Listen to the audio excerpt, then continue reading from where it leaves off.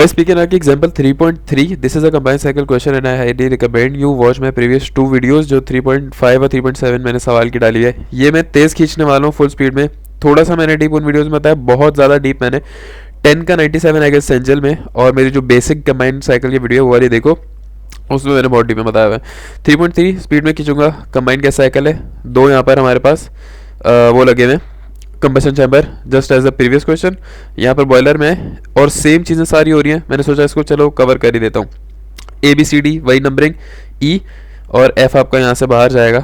मेरा माउस चल गया। F आपका यहाँ पर बाहर जाएगा। बॉयलर के इनलेट में क्या क्या है, E और 4 आपका इनलेट है, F और 1 आपका आउटलेट है।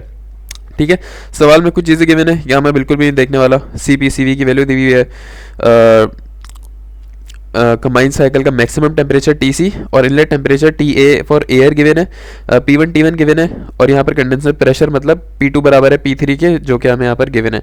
अच्छा, P1 बराबर होता है P4 के, बॉयलर का इनलेट आउटलेट का प्रेशर सेम होता है due to constant pressure heat addition. यहाँ पर हमें ये सारी चीज़ें गिवन है। हमने वही चीज़ें सॉल्व करनी जो हम 3.7 सॉल्व करते आ रहे हैं। प्रीवियस 2 वीडियोज़ देख लो, आसानी होगी। सॉल्व करते हैं। यहाँ पर सबसे पहले हमारे पास दो चीज़ें होती हैं। सबसे पहले गैस साइकिल को सॉल्व करते हैं, इसकी W नेट निकालते हैं। इसका W नेट बराबर होता है W turbine minus W compressor के। ओके, फिर हम उसके बाद क्या निकालते हैं, स्टीम साइकिल का W नेट इसका बराबर होगा W turbine minus W pump के। एंड में दोनों के वर्क डन को प्लस करेंगे, टोटल वर्क डन आएगा। एफिशिएंसी बराबर होती है total work done upon Q इन के, Q इन निकाल के एफिशिएंसी आ जाएगी। ओके, सवाल खत्म हो गया। सॉल्व करते हैं हम इसको।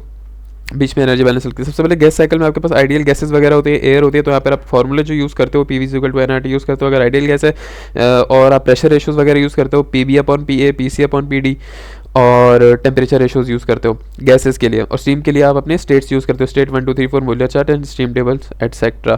प्रेशर रेशो आपका PB PA, और इनमें क्यों लग रहा है, आप ये क्यों कह रहे हो, स्पेसिफिक टर्म्स इसलिए हैं क्योंकि प्रेशर रेशो हमेशा वहाँ लगता है जहाँ पे कांस्टेंट प्रेशर नहीं होता, क्योंकि हमें पता है कि कंबशन चैम्बर में कांस्टेंट प्रेशर हीट एडिशन होता है, तो B और C में कभी भी प्रेशर रेशो आपका नहीं लगेगा।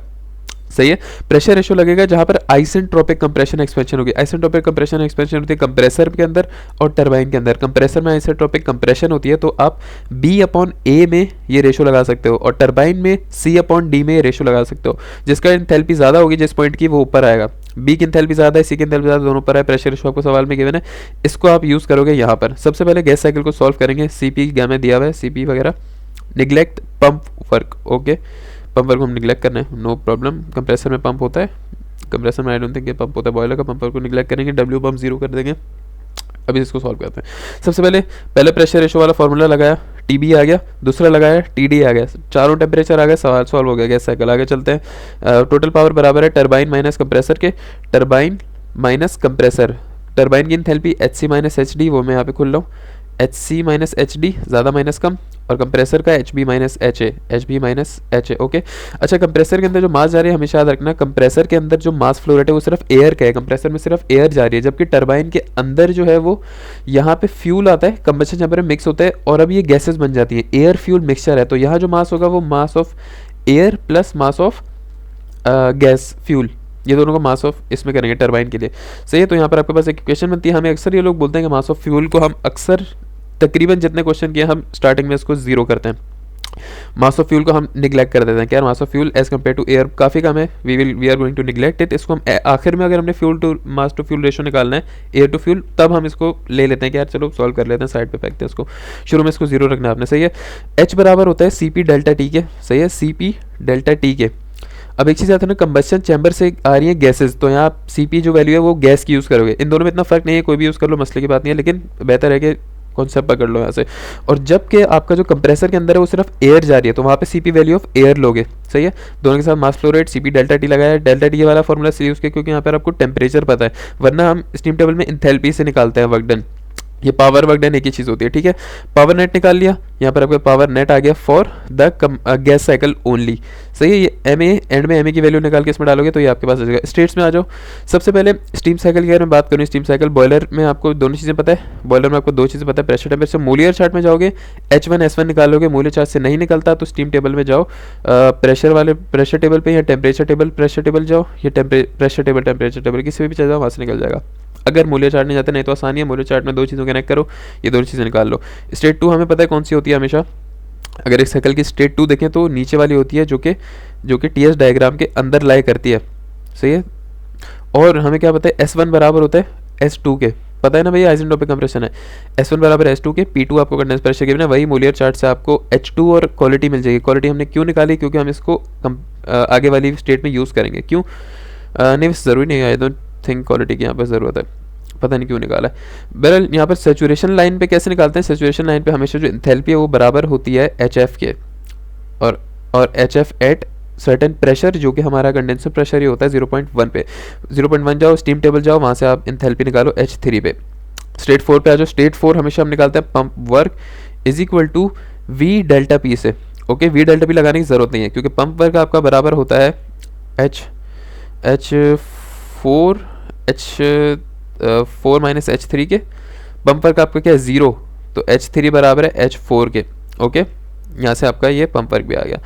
तो पावर ऑफ स्टीम साइकिल किसके बराबर होती है, power of turbine minus power of pump.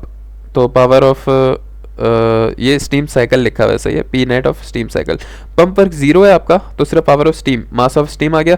और टरबाइन क्या है H1 माइनस H2। टरबाइन की अगर बात करें तो टरबाइन के अंदर क्या है H1 माइनस H2, बड़ा माइनस छोटा। ओके, आपका यहाँ पर ये आ गया पावर नेट।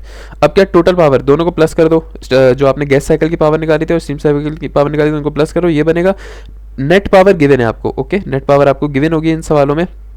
3 सवाल मैंने अभी तक किए हैं, 3 सवाल मैंने पढ़ाए हैं, तीनों में गिवन है नेट पावर आपको गिवन है। एक इक्वेशन ये बन गई। अब आप क्या करोगे, आप अब एनर्जी बैलेंस से इसकी एक वैल्यू निकालोगे, एम या एम एस की इसमें डालोगे, सारी वैल्यूज आपके पास आ जाएंगी। एनर्जी बैलेंस मैंने क्या बताया था अभी आपको शुरू में ही बताया कि ये जो बॉयलर है, बॉयलर का इनलेट आउटलेट देख लो, बॉयलर के अंदर जा रहा है E और अंदर जा रहा है 4, सही है। तो M mass of air fuel होगा आई गेस, लेकिन फ्यूल को हमने निगलेक्ट किया। मास ऑफ एयर इंटू, ओ भाई दर्द हुआ मुझे अभी, मास of air into HE plus mass of air into H4 is equal to mass mass of steam into H4, mass of air into HF। ये आउटलेट है, अब आउट क्या हो रहा है, HF आउट हो रहा है और H1 आउट हो रहा है, plus mass of steam into H1। ये वाले जो MA कॉमन निकाल लो और MS कॉमन निकाल लोगे अगर आप, तो आपके पास ये इक्वेशन बन जाएगी। ठीक है, यहाँ MF को आपने 0 कर दिया, HE minus HF, H1 minus H4, proper ऐसे ही बना है। ओके हो गया। यहाँ पर आप CPG की वैल्यू डालोगे, क्योंकि सेकंड कंबशन के बाद भी, मैंने पिछली वीडियो देख लो, मैंने बताया CPG क्यों डालोगे, CPA क्यों नहीं डालोगे, क्योंकि फॉरन कंबशन के बाद के जितने पॉइंट्स, अगर यहाँ पॉइंट D आएगा ना, अगर पॉइंट DE को लोगे तो आप CPA डालोगे, क्योंकि टरबाइन के बाद वाला पॉइंट इंक्लूड है यहाँ पे। लेकिन जब कंबशन चैम्बर के, प्योरली कंबशन चैम्बर के बाद वाले पॉइंट से, तो आप CPG गैस यूज़ करो, क्योंकि कंबशन चैम्बर के बाद आपकी एयर नहीं रहेगी, वो एयर फ्यूल मिक्सचर गैस बन जाएगा। वैल्यूज डालो, mass of air flow rate आ गया है in terms of mass of steam flow rate. यहाँ पर इसमें ये वैल्यू डालोगे, साइमल्टेनियसली सॉल्व करोगे तो मास ऑफ क्या आ जाएगा, मास ऑफ स्टीम आ जाएगी, MS की वैल्यू आ जाएगी, और MS की वैल्यू फिर MS की वैल्यू इसमें डालोगे तो MA भी आ जाएगा आपके पास। MA आ गया, जितने भी ऊपर पावर के फॉर्मूले थे जिसमें MS और MA आ रहा था वो डालोगे तो पावर नेट आ जाएगा स्टीम साइकिल के लिए, पावर नेट गैस साइकिल के लिए आ जाएगा। सिंपल पुटिंग है। एफिशिएंसी किसके बराबर थी, power upon QN। Power net आपको गिवन थी सवाल में, ये आपको पावर नेट 200 गिवन है, सही है, अपॉन QN आपने निकालना है। QN हमेशा याद रखना कि स्टीम साइकिल और कंबाइंड साइकिल में जो QN होता है वो सिर्फ कंबशन चैम्बर्स में होता है, हमेशा याद रखना। आप बोलोगे यार बॉयलर में भी QN हो रहा है, बॉयलर में QN नहीं हो रहा, बॉयलर में आप रिसाइकलिंग हो रही है। देखो यहाँ से आपका फ्यूल आया, यहाँ से आपने कंबशन चैम्बर में QN हीट इन किया है और यहाँ से हीट इन किया है, ठीक है, और सिर्फ ये सीन है। जबकि बॉयलर के अंदर यही बची हुई गैसेस को आप रिसाइकल यूज़ करो, तो इसको आप QN as a whole cycle को अगर आप लेते हो तो QN आप इसको नहीं लोगे, सिर्फ कंबशन चैम्बर्स दोनों को QN लोगे। तो E और D और C और B ये QN करेगा, QN is equal to C और B और E और D। ओके हो गया।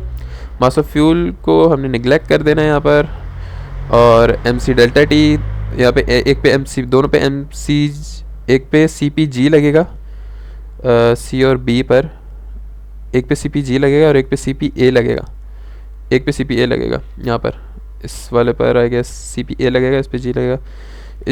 खैर जो भी, इतना कोई इशू की बात नहीं है। आपने इतना बड़ा 0.1 का डिफरेंस है, इतना आंसर अलाउ है, इतना मसला।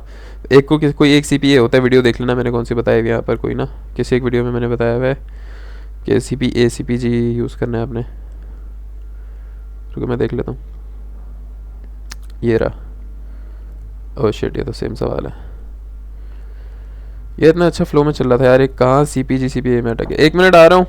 ये रहा देखो, सी पी ए यूज़ किया वैसे ये ई और डी में सी पी ए यूज़ किया हुआ एयर, इतना बड़ा इशू नहीं है। तो क्यू इन आपने निकाली, एफिशिएंसी आ गई।